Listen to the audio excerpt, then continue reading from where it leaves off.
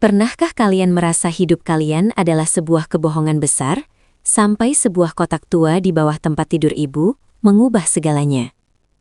Hari ini, aku akan menceritakan rahasia yang terkubur selama 25 tahun tentang siapa sebenarnya ayahku.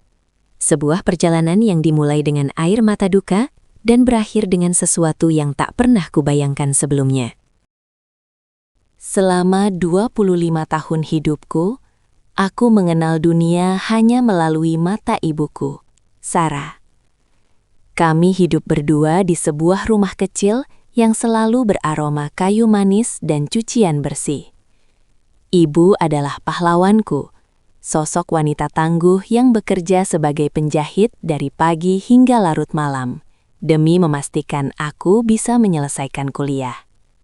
Setiap kali aku bertanya tentang ayah, ibu selalu memberikan jawaban yang sama, dengan nada suara yang tenang, namun menyimpan kesedihan yang dalam. Ayahmu adalah orang baik, Arini. Dia sudah tenang di surga sebelum kamu sempat memanggil namanya. Hanya itu, tidak ada foto, tidak ada barang peninggalan, tidak ada cerita tentang bagaimana mereka bertemu atau bagaimana ayah tertawa. Aku tumbuh besar dengan imajinasi tentang seorang pria tanpa wajah yang mengawasiku dari langit. Aku menerima kenyataan itu tanpa banyak protes, karena melihat mata ibu yang berkaca-kaca setiap kali topik itu muncul sudah cukup untuk membuatku berhenti bertanya. Namun, segalanya berubah total pada suatu sore di bulan Oktober, tepat 1 minggu setelah ibu menghembuskan napas terakhirnya karena sakit paru-paru yang ia sembunyikan dariku selama bertahun-tahun. Rumah terasa begitu sunyi, jenis kesunyian yang menekan dada dan membuat setiap detak jam dinding terdengar seperti dentuman palu. Aku sedang membereskan kamar ibu, menyortir pakaian-pakaian yang masih layak pakai untuk disumbangkan, ketika aku tidak sengaja menyenggol sebuah kotak kayu jati tua yang tersembunyi jauh di bawah kolong tempat tidurnya. Kotak itu tidak terlalu besar, namun terasa sangat berat saat aku menariknya keluar. Debu tebal menyelimuti permukaannya, dan ada sebuah gembok kecil yang sudah berkarat menguncinya rapat-rapat. Dengan tangan gemetar dan rasa ingin tahu yang membuncah, aku mencari kunci di laci meja rias ibu. Setelah mencoba beberapa kunci lama, akhirnya terdengar bunyi klik yang memecah keheningan. Di dalam kotak itu, tidak ada emas atau perhiasan mahal. Yang kutemukan adalah tumpukan surat yang diikat dengan pita kain berwarna biru yang sudah pudar, sebuah kamera analog tua, dan sebuah buku harian dengan sampul kulit yang sudah mengelupas. Tanganku bergetar saat mengambil surat paling atas. Amplopnya berwarna kuning kecoklatan karena usia. Di sana tertulis nama pengirim yang belum pernah kudengar sebelumnya, Bayu Atmojo. Alamatnya berasal dari sebuah kota kecil di pesisir utara Jawa, sebuah tempat yang sangat jauh dari kota tempat kami tinggal sekarang. Aku mulai membaca surat itu satu persatu, dan setiap kata yang tertulis di sana meruntuhkan seluruh fondasi duniaku. Surat-surat itu bukan surat dari seorang teman lama, melainkan surat-surat cinta yang penuh kerinduan, rasa bersalah, dan janji-janji yang tak terpenuhi. Di surat tertanggal 5 bulan setelah kelahiranku, Bayu menulis, "Sarah, setiap malam aku menatap bintang yang sama denganmu dan putri kita. Aku tahu aku tidak pantas meminta maaf setelah apa yang terjadi, tapi tolong biarkan aku tahu apakah Arini tumbuh dengan sehat. Aku mengirimkan sedikit uang melalui rekening biasanya. Tolong jangan tolak ini. Ini untuk masa depan Arini, bukan untukmu." Aku tertegun. Ayahku tidak mati saat aku bayi. Ayahku masih hidup saat aku belajar berjalan, saat aku pertama kali masuk sekolah. Bahkan mungkin dia masih hidup saat ini. Rasa sesak mulai menjalar di tenggorokanku. Mengapa ibu berbohong? Mengapa dia menciptakan narasi tentang kematian yang heroik jika kenyataannya ayah masih ada di suatu tempat? Aku terus membaca, lembar demi lembar, mencoba menyatukan kepingan teka-teki ini. Dari buku harian ibu, aku baru menyadari bahwa hubungan mereka terhalang oleh restu keluarga besar yang kolot, dan sebuah tragedi fitnah yang membuat ayah harus pergi demi keselamatan ibu dan aku. Ayah bukan meninggalkan kami karena tidak sayang, tapi dia dipaksa pergi oleh situasi yang mengancam nyawa kami semua saat itu. Ibu memilih untuk mengatakan ayah sudah meninggal, agar aku tidak perlu menanggung beban kebencian atau rasa rindu yang tak berujung kepada seseorang yang dianggap kriminal oleh keluarganya sendiri. Setelah menghabiskan malam dengan tangisan dan kebingungan, aku memutuskan bahwa aku tidak bisa membiarkan rahasia ini terkubur bersama ibu. Aku harus mencari Bayu Atmojo. Aku harus melihat wajah pria yang selama ini hanya menjadi bayangan dalam kepalaku. Dengan modal alamat lama dari amplop surat terakhir yang dikirim 10 tahun lalu, aku mengemas tas kecil dan memesan tiket kereta api. Perjalanan itu terasa sangat panjang. Pemandangan sawah dan perbukitan yang melewati jendela kereta seolah-olah menjadi saksi bisu kegelisahanku. Pikiranku berkecamuk. Bagaimana jika dia sudah tidak tinggal di sana?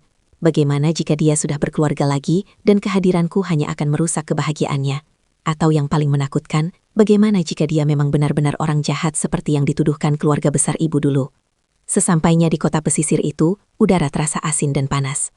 Aku berjalan menyusuri gang-gang sempit berdasarkan alamat yang tertera. Rumah-rumah di sini sederhana, dengan dinding cat yang mengelupas karena uap laut. Setelah bertanya ke sana kemari, seorang ibu penjual jamu menunjuk ke sebuah rumah kecil di ujung jalan yang menghadap langsung ke dermaga nelayan. Itu rumah Pak Bayu. Dia orangnya pendiam tapi sangat baik. Dia sering duduk di dermaga sore-sore begini, kata ibu itu dengan ramah. Jantungku berdegup kincang hingga rasanya mau melompat keluar. Aku berjalan menuju dermaga dengan langkah ragu. Di ujung kayu dermaga yang sudah mulai lapuk, aku melihat seorang pria tua dengan rambut yang sudah memutih seluruhnya, mengenakan kemeja flanel kusam yang lengannya digulung. Dia sedang duduk sendirian, memandang ke arah laut lepas dengan sebuah buku kecil di pangkuannya. Aku berdiri beberapa meter di belakangnya, tidak tahu harus memulai dari mana. Lidahku terasa keluh. "Permisi, apakah Anda Bapak Bayu Atmojo?" Suaraku bergetar, hampir tidak terdengar karena deru ombak. Pria itu perlahan menoleh. Saat matanya bertemu dengan mataku, waktu seolah berhenti berputar. Dia memiliki mata yang sama persis denganku. Bentuknya, warnanya, bahkan cara kelopaknya sedikit turun saat dia terkejut. Pria itu berdiri dengan perlahan, tangannya yang memegang buku tampak gemetar hebat. Dia menatapku lama, seolah-olah sedang melihat hantu atau sebuah keajaiban yang mustahil. "Sarah?"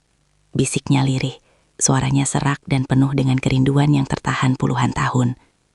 Aku menggelengkan kepala pelan, air mata mulai mengalir deras di pipiku. "Bukan, saya Arini. Arini, Putri Sarah." Mendengar nama itu, buku di tangannya terjatuh ke lantai dermaga. Pria tua itu menutup mulutnya dengan tangan, bahunya mulai terguncang hebat. Dia tidak mendekat, dia justru mundur selangkah, seolah-olah dia merasa tidak layak berada di dekatku. "Arini, kamu sudah sebesar ini. Kamu sangat cantik, persis seperti ibumu," ucapnya di sela-sela tangisnya. Aku mendekat. Keberanian yang entah dari mana datangnya membuatku meraih tangannya yang kasar dan penuh kapalan. "Kenapa ya? Kenapa ayah tidak pernah datang?" tanyaku dengan suara serak. Bayu kemudian mengajakku duduk di teras rumahnya yang sangat sederhana. Di dalam rumah itu, aku melihat sesuatu yang membuat hatiku hancur sekaligus hangat. Di dinding ruang tamunya yang sempit, tidak ada hiasan apa-apa selain foto-fotoku. Foto saat aku wisuda, foto saat aku masih kecil, bahkan foto saat aku sedang menunggu bus di depan kampus. Ternyata, selama 25 tahun ini, ayah tidak pernah benar-benar pergi. Dia selalu mengawasiku dari jauh. Dia bercerita bahwa setiap bulan dia mengirimkan uang kepada seorang perantara untuk diberikan kepada ibu, tanpa pernah berani menampakkan diri karena janji yang dia buat kepada kakekku untuk tidak pernah mengusik hidup kami lagi demi keselamatanku. Dia menceritakan bagaimana dia sering datang ke kota kami secara diam-diam hanya untuk melihatku dari seberang jalan, memastikan aku tumbuh dengan baik, tanpa berani memanggil namaku, karena dia merasa dirinya adalah aib yang bisa merusak masa depanku. "Aku hanya ingin kamu punya hidup yang normal, Arini, tanpa bayang-bayang masa laluku yang kelam. Ibumu adalah wanita luar biasa. Dia melindungimu dengan cara yang paling menyakitkan bagi kami berdua. Jelasnya sambil menyeka air mata. Sore itu, di bawah langit yang mulai berubah jingga, aku menyadari bahwa cinta tidak selalu harus hadir secara fisik. Cinta ayahku adalah cinta yang penuh pengorbanan, cinta yang memilih untuk menahan rindu demi keamanan orang yang disayanginya. Kami menghabiskan waktu berjam-jam berbicara, tertawa, dan menangis bersama. Dia menunjukkan sebuah kotak kecil berisi potongan-potongan berita tentang prestasiku di sekolah yang dia kumpulkan dari koran lokal selama bertahun-tahun. Dia tahu segalanya tentangku, meski aku tidak tahu apa-apa tentangnya. Di akhir pertemuan itu, dia memelukku dengan sangat erat. Sebuah pelukan yang seharusnya aku dapatkan sejak 25 tahun yang lalu. Pelukan yang hangat, penuh aroma laut dan tembakau. Pelukan seorang ayah yang selama ini hilang. Aku pulang bukan lagi sebagai seorang yatim piatu yang kesepian, melainkan sebagai seorang putri yang baru saja menemukan kembali bagian dari jiwanya yang hilang. Aku tahu ibu di surga pasti tersenyum melihat kami. Ternyata, kebenaran memang bisa menyakitkan di awal. Tapi pada akhirnya, ia membawa kedamaian yang tak ternilai harganya. Aku berjanji pada diriku sendiri untuk tidak akan pernah melepaskan ayah lagi. Kami akan mengganti waktu yang hilang, satu hari demi satu hari. Dimulai dengan sebuah makan malam sederhana di rumah kecilnya di tepi laut. Namun, di balik pertemuan yang mengharukan itu, masih ada kepingan-kepingan masa lalu yang perlu kusatukan. Malam itu, di bawah temaram lampu teras rumah ayah, dia akhirnya menceritakan detail tentang tragedi fitnah yang tertulis di buku harian ibu. Ternyata, 25 tahun yang lalu, kakekku, ayah dari ibu, adalah seorang pria yang sangat menjunjung tinggi martabat keluarga dan kekuasaan. Ayah hanyalah seorang asisten fotografer muda yang miskin, sementara keluarga ibu adalah pemilik tanah terpandang di desa mereka. Ketika mereka tahu ibu hamil, kakek tidak hanya mengusir ayah, tetapi juga menjebaknya dalam sebuah kasus pencurian dokumen penting yang sebenarnya tidak pernah ia lakukan.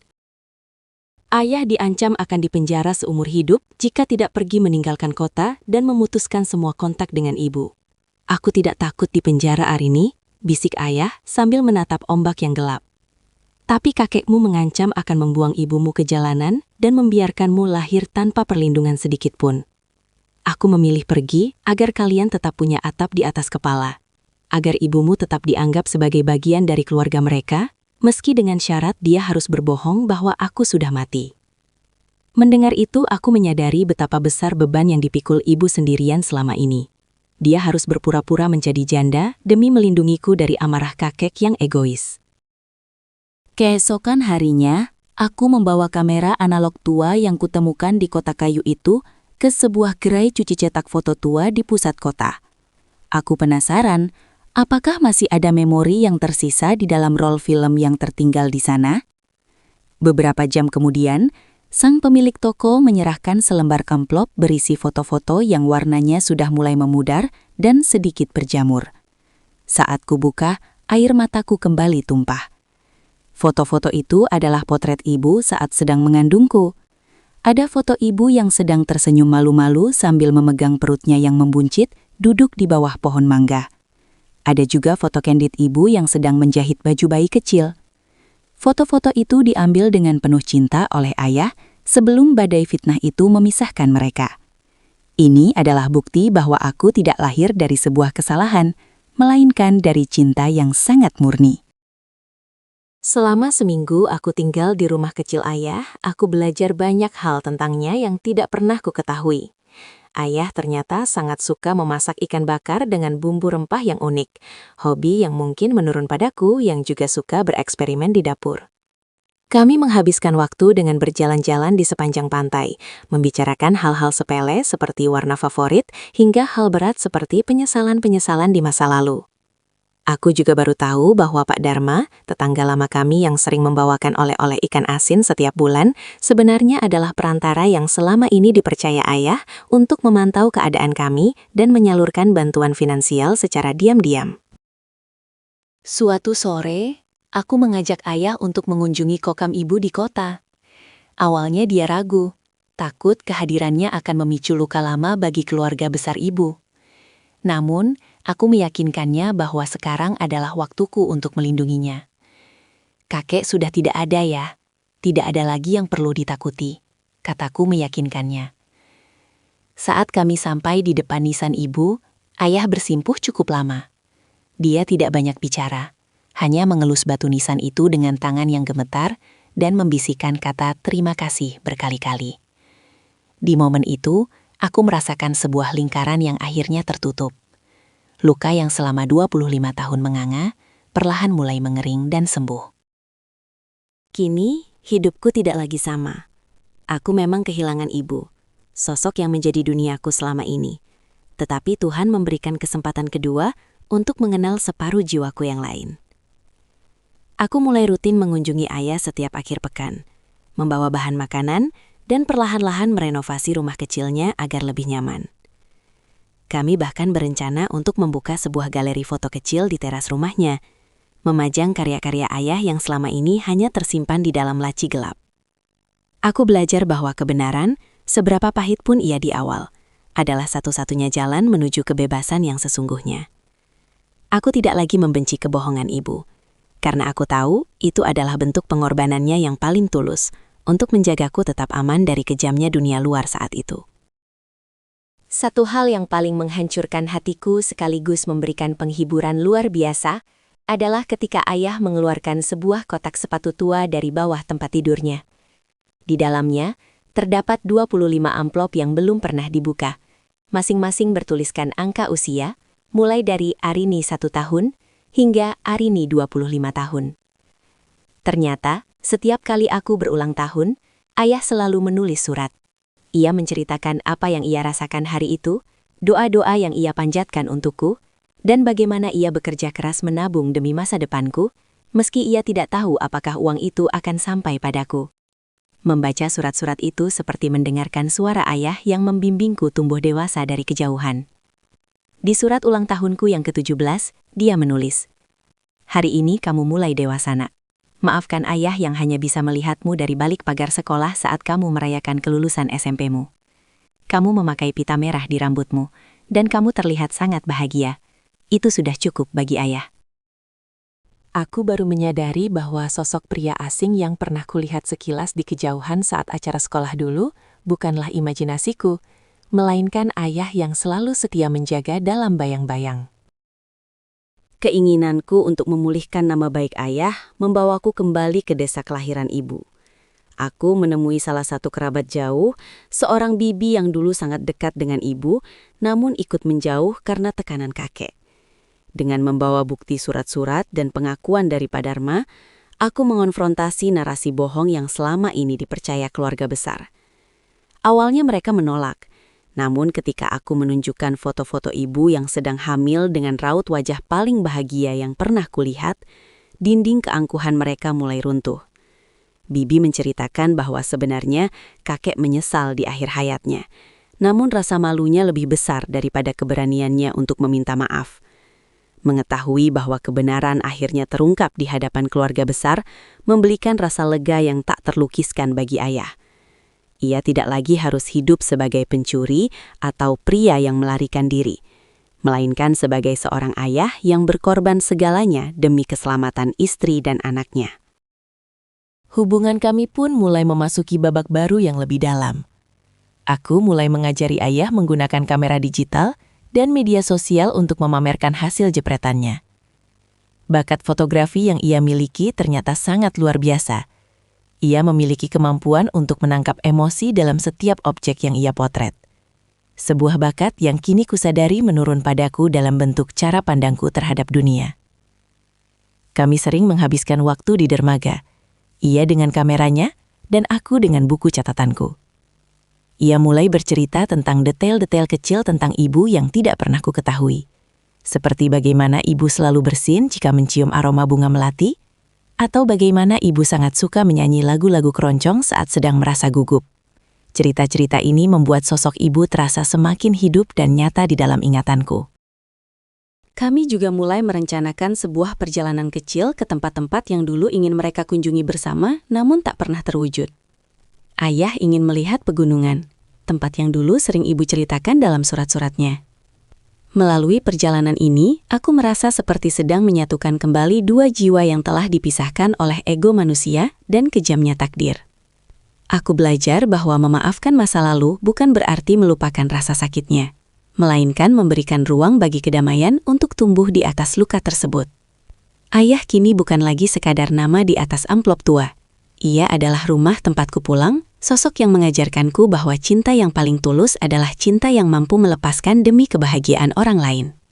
Setiap kali aku menatap matanya, aku melihat cerminan diriku sendiri. Dan untuk pertama kalinya dalam 25 tahun, aku merasa benar-benar utuh. Kisah ini adalah pengingat bagi kita semua bahwa terkadang orang tua kita menyimpan rahasia bukan untuk menyakiti, melainkan untuk melindungi. Jangan pernah berhenti mencari kebenaran, karena di balik setiap rahasia, mungkin ada cinta yang begitu besar yang sedang menunggu untuk ditemukan. Terima kasih sudah mendengarkan kisah perjalanan hidupku yang penuh liku ini. Jika cerita ini menyentuh hati kalian atau mengingatkan kalian pada seseorang yang berharga, silahkan bagikan pendapat kalian di kolom komentar di bawah. Jangan lupa untuk klik tombol suka jika kalian menyukai narasi ini, dan pastikan untuk berlangganan serta menyalakan lonceng notifikasi agar kalian tidak ketinggalan kisah-kisah inspiratif dan mengharukan lainnya di saluran ini. Sampai jumpa di cerita selanjutnya, dan ingatlah untuk selalu memeluk orang-orang tersayang selagi kalian memiliki kesempatan.